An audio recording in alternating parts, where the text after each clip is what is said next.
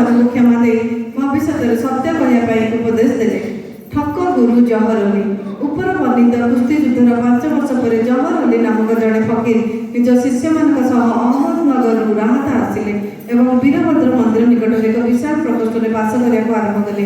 ଫକୀର ଜ୍ଞାନୀ ଓ ମିଷ୍ଟଭାଷୀ ଥିଲେ ଏବଂ ଅନାୟାସରେ କୋରାନର ଆବୃତ୍ତି କରିପାରୁଥିଲେ। ଅନେକ ଧାର୍ମିକ ଭକ୍ତଗଣ ତାଙ୍କ ପାଖକୁ ଆସୁଥିଲେ। ଗ୍ରାମବାସୀଙ୍କ ସାହାଯ୍ୟରେ ସେ ବୀରଭଦ୍ର ମନ୍ଦିର ନିକଟରେ ଏକ ঈদଗାହ, ଏକ କାନ୍ଥ ଯାହା ସମ୍ମୁଖରେ ମୁସଲମାନ ମାନେ ঈଦଗାହ ଦିନ ପ୍ରାର୍ଥନା କରନ୍ତି, ତିଆରି କରିବାରେ ଆରମ୍ଭ କଲେ।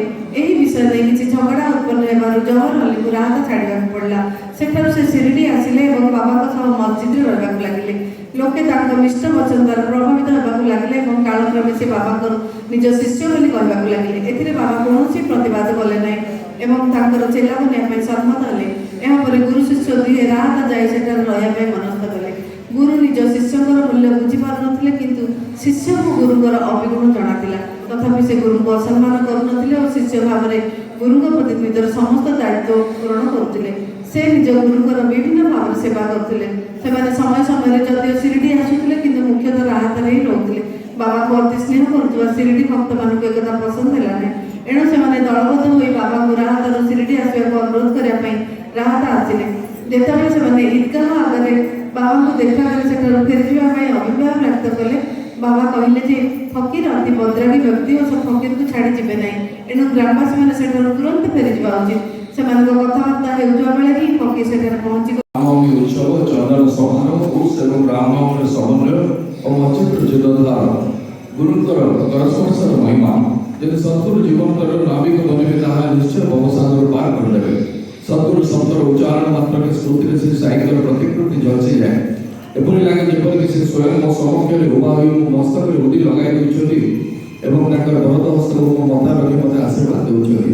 सद्गुरुଙ୍କ करस्पर्शर स्मृति द्वारा हृदय आनंद विवलित होई जाउछ। चक्षुरु प्रेमासु जली जाउछ। सूक्ष्म शरीर जाको नष्ट करिया पे कराल अग्नि मते प्रवृत्त होइताय, ता गुरुଙ୍କର स्पर्श मात्र के नष्ट होई जाए एवं तत्सहित अनेक जन्मर पाप मते क्षय जाए। धार्मिक और ईश्वरीय प्रसंगरे विशेष रुचि रखुଥିବା ବ୍ୟକ୍ତିଙ୍କ ମନ ମଧ୍ୟ ସ୍ଥିର ହୋଇଯାଏ। ଶ୍ରୀ ସାଇବାବାଙ୍କ ମନୋହର ରୂପ ଦର୍ଶନ କରିବା କ୍ଷଣି ପ୍ରଫୁଲ୍ଲତାରେ କଣ୍ଠରୋଧ ହୋଇଯାଏ।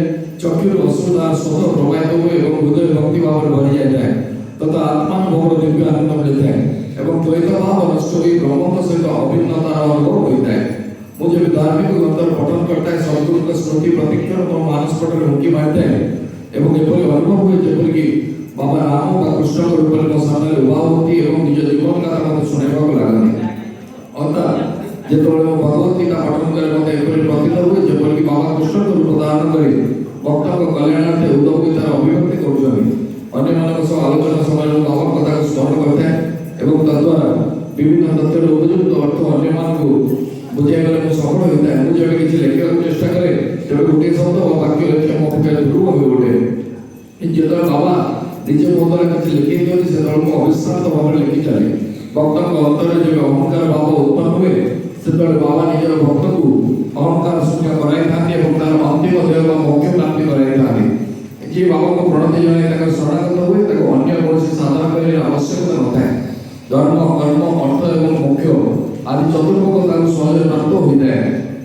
ଈଶ୍ୱର ପ୍ରାପ୍ତି ପାଇଁ ଚାରୋଟି ମାର୍ଗ ହେଲା कर्म, ज्ञान, जोग एवं भक्ति। ए समस्त भक्तर भक्ति मार्ग अत्यंत कष्टसाध्य, परंतु सद्गुरु को ऊपर आस्था रखी एवं ताकर पदानुसरण करी अग्रसर हेले ईश्वर प्राप्ति सहज साध्य हो जाए। भक्तमान कल्याण निमंते बाबा निम्न मते आश्वासन देथिले मो भक्तमान गृह रे अन्न वस्त्र आदि कदापि अभाव रहिबो नाही। जे कि भक्त मोर चरणाश्रित हुए तथा अंतःकरण रे उपासना करे मोर कल्याण के सर्वदा चिंतित रहे। या मोर चारित्रिक वैशिष्ट्य अटे।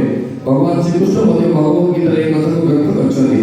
एनो स्थूल द्रव्य रो कामना परित्याग करो एवं जदि किछि मांगिबा अछि तबे ईश्वर को भक्त विद्यारे मागो। सांसारिक द्रव्य मोह माया आदि त्याग करी केवल निज इष्ट को दृढ़ता सहित धर रखो। निजर मन एवं इंद्रिय मन को ईश्वर चिंतन प्रवृत्त करो। स्थूल आकर्षण परित्याग कर सदैव मोर स्मरण मरण जो करो। तेबे जे चित्त शांत एवं निर्भय हेबो। एपरि मनस्तात्विक स्थिति सुसंगतिर परिचय घटे।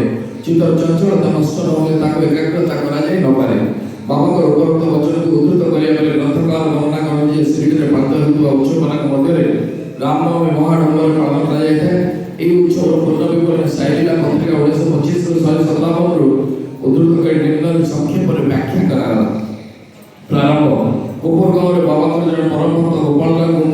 ସରକାରୀ ଇନ୍ସପେକ୍ଟର ରହୁଥିଲେ ତାଙ୍କୁ 3 ଜଣ ଗ୍ରାମ ଶିରିଡ଼ିବାସୀଙ୍କ ଉପରେ କ୍ରୋଧିତ ହେଲେ।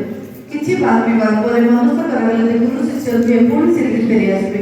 ଶିରିଡ଼ି ଫେରିବା ପରେ ଫକୀର ଜଣକ ଗୁରୁ ଦେବୀଦାସଙ୍କ ଦ୍ୱାରା ତତ୍କାଳ ପରାସ୍ତ ହେଲେ। ଦେବୀଦାସ ବାବା ଚାନ୍ଦପାଣିଙ୍କ ବରଯାତ୍ରୀ ଶିରିଡ଼ି ଆସିବାର 12 ବର୍ଷ ଆଗରୁ ଜଣେ 10-11 ବର୍ଷର କିଶୋର ଭାବେ ଶିରିଡ଼ି ଆସିଥିଲେ ଏବଂ ମାରୁତି ମନ୍ଦିରରେ ବାସ କରୁଥିଲେ। ସେ ଜଣେ ସନ୍ଥ ପୁରୁଷ କଲେ। ଉର୍ସ ପାଇଁ ସରକାରୀ ଆଜ୍ଞା ଆବଶ୍ୟକତା ଥିଲା, ଏଥିପାଇଁ ସ୍ଥାନୀୟ କଲେକ୍ଟର ପାଖକୁ ଏକ ପ୍ରାର୍ଥନା ପତ୍ର ପଠାଗଲା। परंतु ग्रामर कुलकर्णी आपत्ति परिवार कलेक्टर को स्वीकृति मिलला नहीं। बाबा आश्वासन तो मिल जाइला, एणु कोर्ट रे आवेदन पत्र दिया जीवर स्वीकृति मिलला। बाबा को अनुमति अनुसार रामनवमी दिन शोभायात्रा आयोजन करागला। बाबा निश्चित भाव में कौन महत्व पूर्ण लक्ष्य साधन पे अनुमति देथिले। उस शोभायात्रा और रामनवमी एकत्र पालन जे हिंदू मुसलमान मध्य एकता जीवन स्थापन लक्ष्य रखी करा जाएगा। जवाहर अली यहाँ पर शिरिडी पलायन कर बीजापुर रही बहु वर्ष पर शिरिडी फेरी आसी बाबा का साष्टांग प्रणपात कले। से बाबा गुरुदेवर भात धारण मन दूर हो जाता से मनस्ताप करते। बाबा यथोचित सम्मान देते और शिष्य से अहंभाव सहित हो निज कर्तव्य करने उचित और द्वारा आत्म साक्षात्कार ही संभव। निजर चारित्र को उदाहरण तार बाबा यही शिक्षा देते।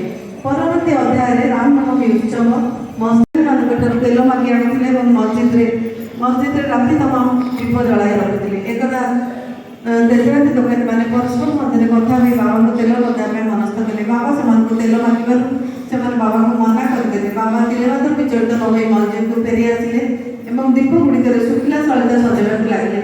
दोकानी मैंने कौतूहल बाबा को नजर रखिले। बाबा निजर टीना पात्र जो किसी बुंदा तेल था पानी में भरिदेले और निज पार्टी में पूरा पुणी टीना पात्र मध्य डाली।